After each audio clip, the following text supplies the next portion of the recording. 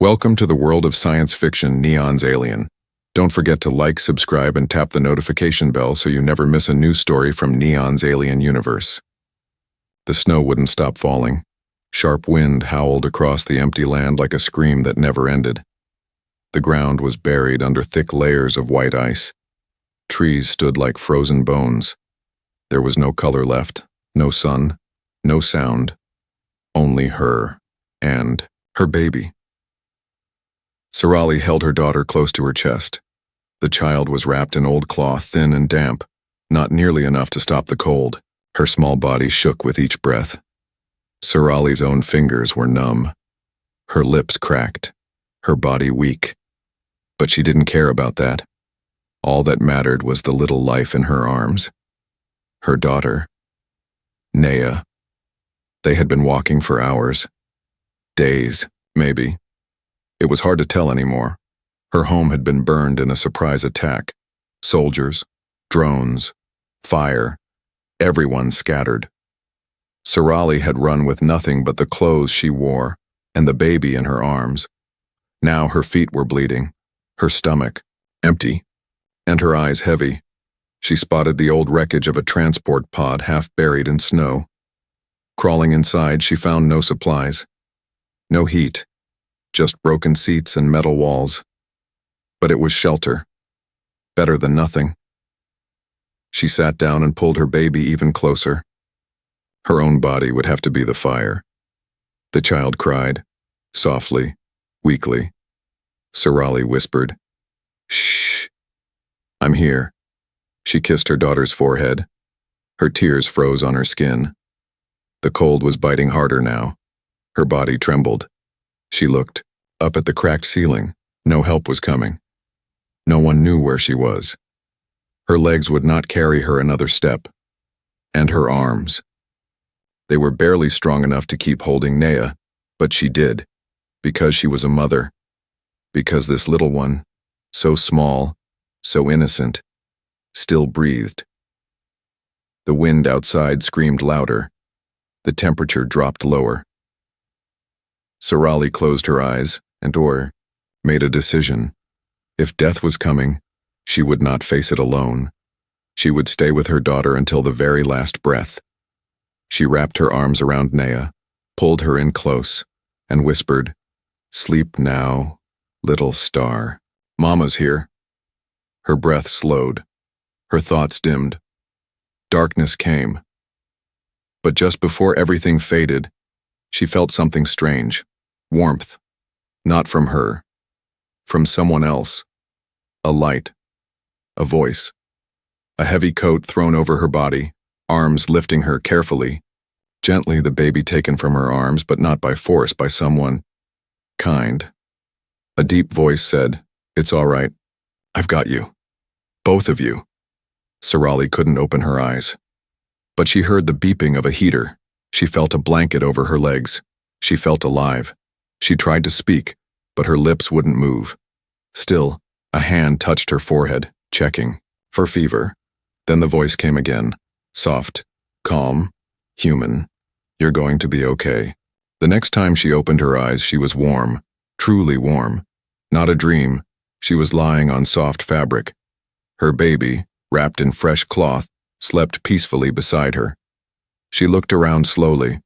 It was a survival shelter. Steel walls, heating units, light panels, and then she saw him, a human, sitting by the door, coat over his shoulders, rifle resting beside him. He looked up and met her eyes. She tensed, but he didn't move closer. He just gave a small smile. "You're awake." Sarali's voice came out dry. "My baby?" He nodded toward the sleeping child. "She's safe. Hungry but strong." Sarali stared at him. A human. Alone in the wild? Why would he help her? Why didn't he leave them? She wanted to ask more, but her body still ached. Her mind still spun. So she whispered only one word before sleep returned. "Why?" The man's answer was soft. "Because no one else did." Outside, the snow kept falling. But inside, for the first time in days, there was warmth. Not just of heat, but of hope.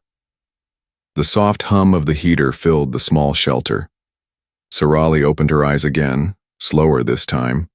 Her head still throbbed, but her body didn't feel like ice anymore. Her fingers moved. Her breath didn't hurt. She turned her head quickly, too quickly, and winced. Then she saw her daughter. Nea was still there, sleeping, wrapped in a warm blanket far softer than the rags she'd used. A gentle rise and fall of her chest told Sarali everything she needed to know. She was alive. Sarali closed her eyes for a moment, then opened them and looked around. The shelter was strange, small but well built, clean. It had human design, function, over style. Heat coils glowed from the wall. A small cooking device hissed quietly. There was a padded chair in the corner and a shelf filled with tools, and near the entrance sat him, the human. He wasn't wearing armor, just a thick brown coat. His beard was rough. His eyes were tired, but clear, not cruel. When he noticed her, looking, he nodded. Good. You're awake again. Sarali slowly sat up, her arms shaking.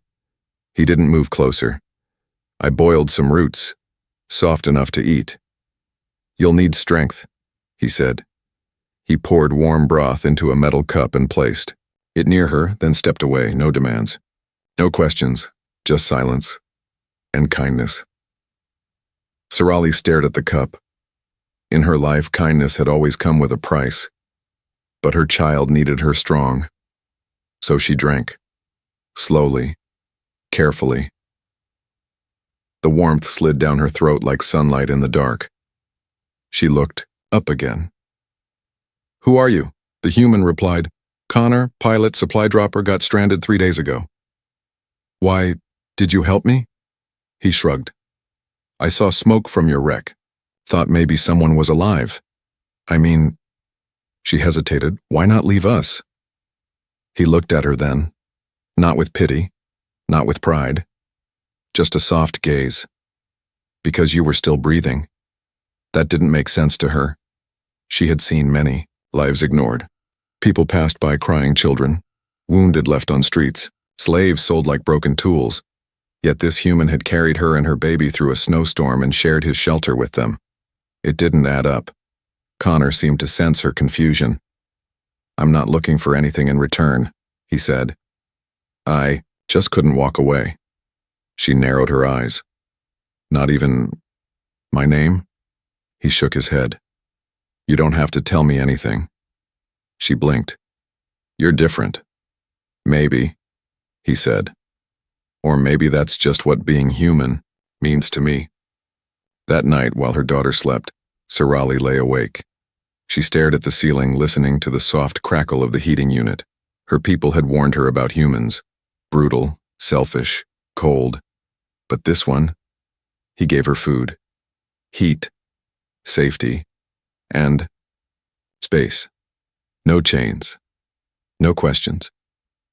Even animals were treated worse on many worlds, and still, she kept asking herself the same thing over and over. Why would a human save us? In the dark, Connor sat by the shelter wall, checking his gear.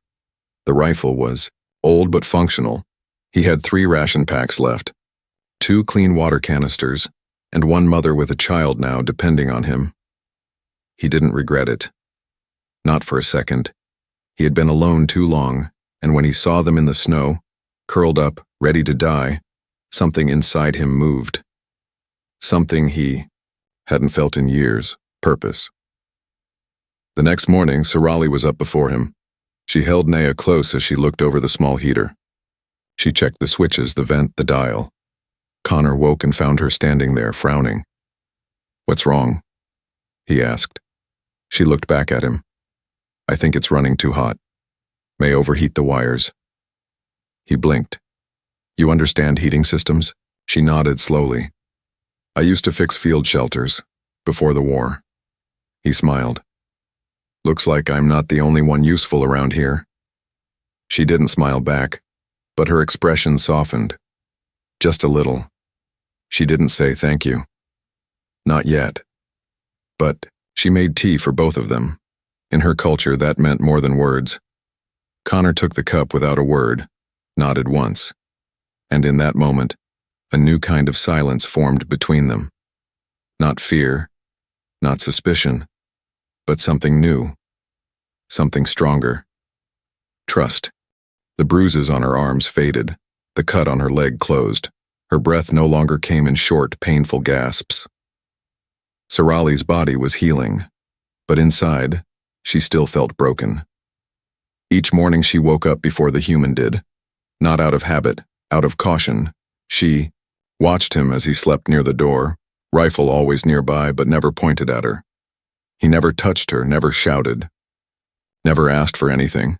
Still, she couldn't relax. In her life, no one was kind without a reason. Kindness had a price, and Sorali had nothing left to give.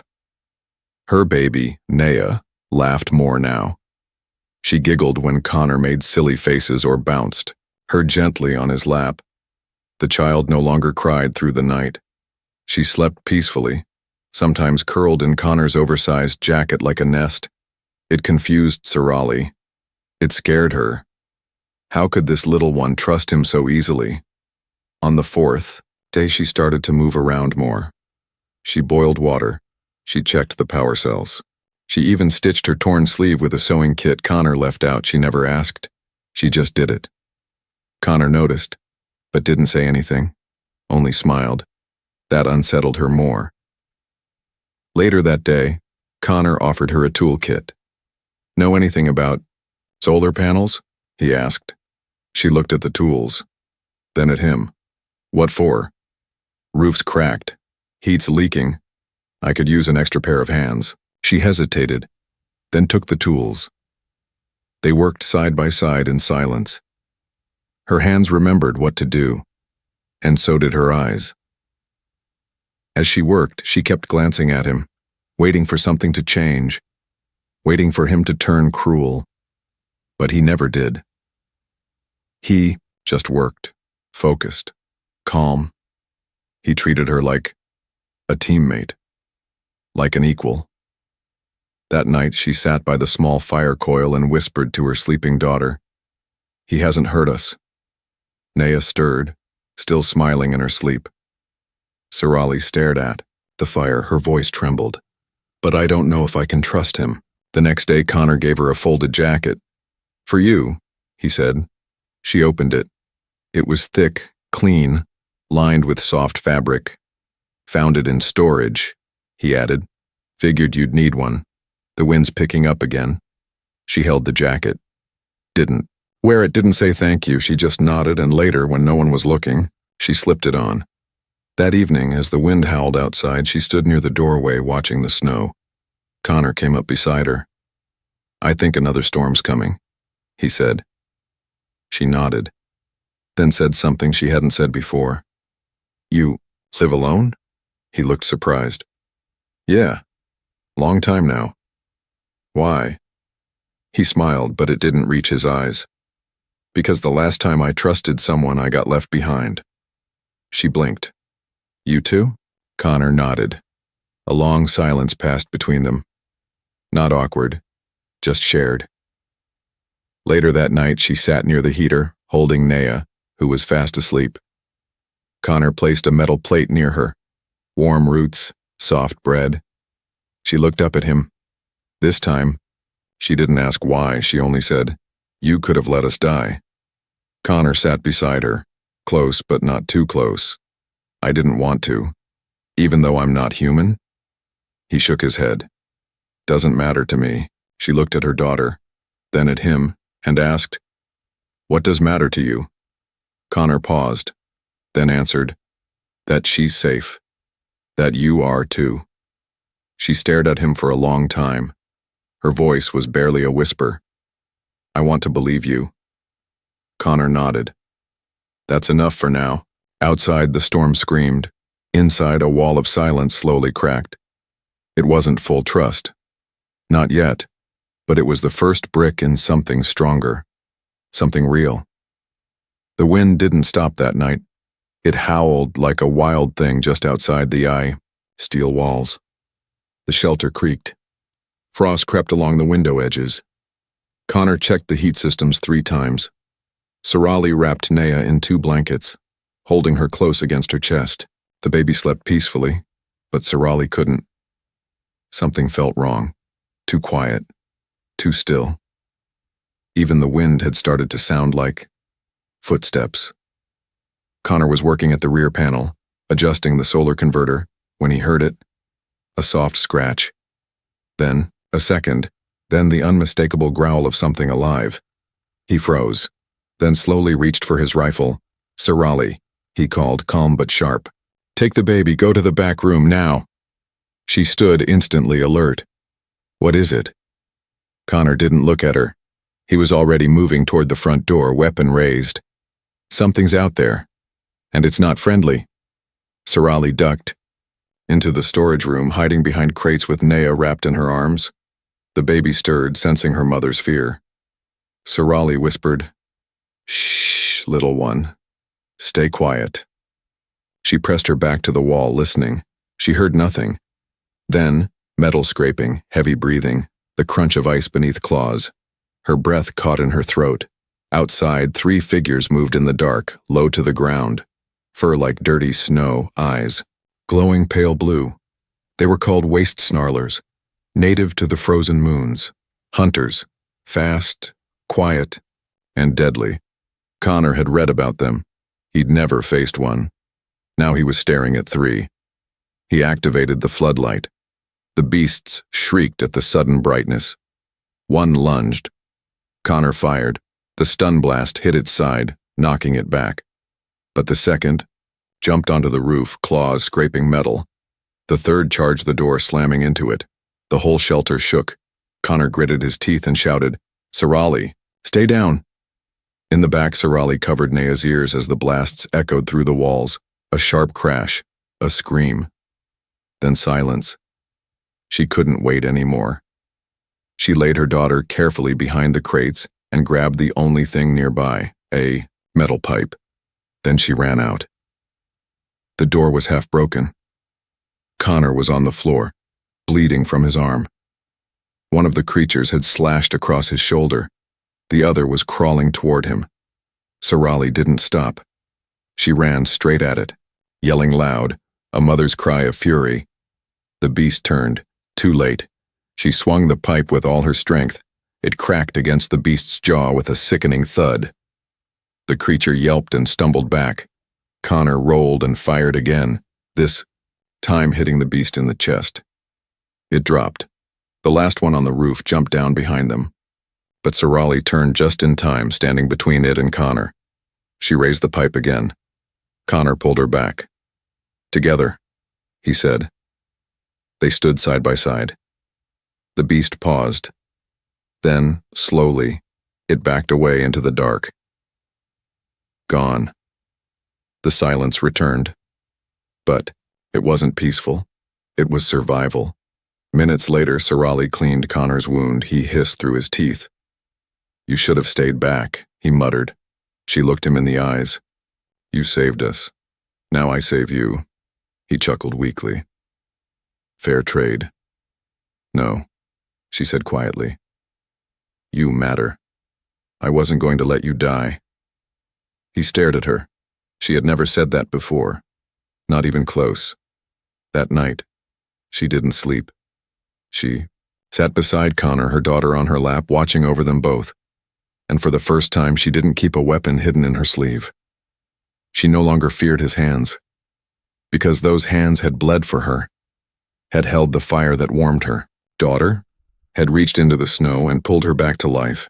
The sun rose slowly over the frozen plain, casting pale light across the white wasteland. Inside the shelter, warmth still clung to the walls. The fire coil glowed low, humming softly. Connor slept in the corner, one arm bandaged, chest rising, and falling with calm breath. Sarali sat beside him, not hiding, not afraid. Watching. Her daughter, Naya, slept bundled in soft layers, fingers curled near her cheek. The child had stopped crying during the night. She felt safe now, and so for the first time did Sarali, but something inside her chest felt strange, heavy, and warm. She looked down at Connor's hand, scratched, burned, strong. That hand had built the fire. That hand had held the rifle when the beasts came. That hand had reached for her in the snow. Without speaking, she reached out. Her fingers brushed the back of his hand, just a small touch, but it made her breath catch. His hand twitched slightly, but he didn't wake. She pulled her hand back quickly, then paused and placed it again. Gently. This time. She didn't move. When Connor stirred, his eyes blinked open slowly. He looked down and saw her hand resting lightly on his. She didn't pull away. Neither did he. They just looked at each other. He whispered, "Didn't expect to wake up to that." She almost smiled. Almost. Her voice came soft. "I needed to know. It was real." Connor tilted his head. "What?" She looked into his eyes. "That there's someone like you." He sat up slowly, wincing at the pain in his shoulder. "I could say the same." Later that day, they worked together to secure the roof. Sorali handed him tools before he could ask. She didn't speak much, but now he could feel her watching him. Not with suspicion, with care. At lunch, she placed food in front of him before, making her own. Small gesture, but it said everything. Connor noticed. "You're not scared of me anymore," he said. She looked at him and answered honestly, "I don't think I ever was." As the wind howled outside, Sorali stood near the small mirror in the corner of the room. She didn't look tired anymore. Her bruises had faded. Her skin had color again. She whispered to her reflection, "You're alive." Then she added something she had never said since the war began. "And you're not alone." That evening, Naya played on the soft floor mat, cooing and trying to walk. Connor sat nearby, watching with a calm smile. "She's strong," he said. Sorali nodded. "She didn't get that from me." Connor shook his head. "No, she got it because of you." Sorali's eyes glistened. "No one's ever said that to me." Connor leaned forward slightly. Then they were blind. A long silence. Not awkward. Just full. Full of something unspoken. Then Sorali whispered, "You gave us everything." Connor's voice dropped low. "You gave me a reason." To live? He looked her in the eyes. To feel human again. Later, when Naya fell asleep beside the fire, Sorali sat closer than before. Their shoulders touched. She didn't move. Neither did he. And under that silent ceiling of steel and warmth, she reached out again. Not because she needed to, but because she wanted to. She took his hand. This time she didn't let go, and he didn't want her to. Outside, the world was still frozen, still dangerous, still full of pain. But inside that shelter, two lives were no longer surviving alone. They were beginning something new. 3 more days passed. The cold never left the world outside, but inside the shelter, something else had grown. Warmth, not from fire, from them, from shared meals, from laughter when Naya tried to chew on a screwdriver, from quiet smiles across the room, from small touches that said more than words ever could. Connor sat by the transmitter, tapping in the last piece of code. The signal light blinked green. Connection successful. A rescue ship would hear it now. He leaned back and stared at the sky map. Help was coming. He should have felt relief. But instead, something inside his chest sank. Sorali walked in, holding a blanket and a tired baby in her arms. "She's asleep," she whispered. Connor nodded. "Signal's out. Someone will pick us up in a few days." She froze for a second, then sat down, quiet, still. He didn't look at her when he spoke again. "They'll take you and Naya somewhere safe. Back to your people." She looked down. "Yes." Then, softer. "And you?" He shrugged. "Doesn't matter. My ship's buried under snow and rock. They'll probably take me back to Earth." Sorali stared at her hands, then at the sleeping child on her lap. She won't understand, she said. Why you're not there? Connor chuckled sadly. Babies forget fast. Sorali shook her head. No, not her. Not this. She looked at him, and her voice cracked slightly. She calls you something now. Connor blinked. What? Sorali swallowed. She called you Papa. The silence that followed was thick with emotion. Connor's voice dropped to a whisper. She did? She did. Sorali looked into his eyes. I didn't teach her that. He looked away, trying to breathe steady. I didn't think I'd ever matter to someone again, he said. Not like that. You matter, she said, then added quietly but firmly, to both of us. That night, Sorali sat awake long after Connor had fallen asleep. She held Naya to her chest and looked at the stars through the tiny window. She remembered the first night she'd closed her eyes, ready to die. Now she held her child in one arm, and, in the other, something more powerful than survival. Hope. The next day, the rescue ship arrived. Bright lights, official uniforms, questions. They scanned Connor. Asked him what species the woman and child were, asked him if she had been hostile. He answered simply, She saved my life. Sorali stood quietly, holding Naya, her eyes searching Connor's face. Then an officer asked, Is the human traveling with you? The words floated in the cold air. Connor looked at Sorali, waiting, not speaking, letting her choose.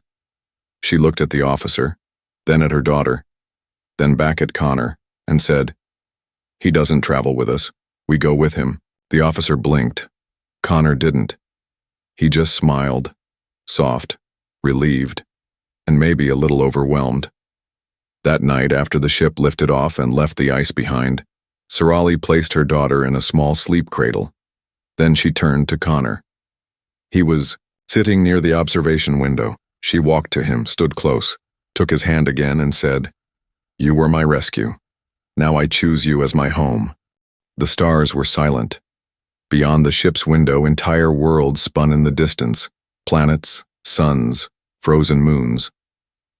But inside the quiet cabin, Connor, Sorali, and little Naya sat together under a soft blanket. No danger, no storms, just warmth and something new, belonging. They had been flying for 5 days now, traveling through neutral systems, heading toward a free colony where they could start over. No one followed them. No one chased. For the first time, their story was no longer about running, it was about choosing. Connor stood near the food unit fixing tea. Sorali sat on the floor with Naya, playing with a handmade toy made from scrap parts. Naya laughed as she dropped it again. Sorali looked up. She's stronger now. Connor smiled. She's like her mother. Sorali tilted her head. You always say that. I always mean it. After dinner, they all sat together watching the stars. Connor leaned back against the wall. Sorali rested her head on his shoulder. Naya snuggled between them, half asleep, gripping Connor's finger with her tiny hand. He looked down and whispered, She still does that every night. Sorali smiled. Because she knows you won't let go. A pause. Then Sorali spoke quietly. There's something I want to ask. Connor turned to her, eyebrows raised. Go ahead. She took a breath. My people. We don't take names lightly. Names are chosen for those who protect us, who give us life. He listened carefully. Sorali's voice softened. You saved me. You saved her. You gave us warmth when we had nothing. Connor said nothing. He only looked at her. She continued, voice low but clear. Will you take our name? Be one of us, not just in kindness, but in bond. Connor blinked. His throat tightened. He had fought battles, lost people, drifted through life thinking no one would ever say those words to him. Now they had come. from a woman who had once held a knife in her sleeve just in case he turned, and a child who called him Papa before she ever learned his real name. He didn't answer right away. Instead, he reached for her hand, held it tightly, then looked into her eyes and said, "I already belong to you." Tears welled in Sarali's eyes. She didn't wipe them away. Not this time, because they weren't from fear. They were from being seen, being chosen. They didn't sign papers, didn't wear rings. There was no ceremony, just 3 people in the dark, of space. A woman who once gave up hope. A man who thought he had nothing left to give, and a child who brought them together without even knowing it. Later that night, Sarali watched Connor as he slept. Nea rested peacefully on his chest, his arm curled protectively around her. She whispered, "You were never just our rescuer." She leaned down and kissed his cheek. "You're our home." The ship flew on, quiet, safe, carrying something far more valuable than cargo, a family.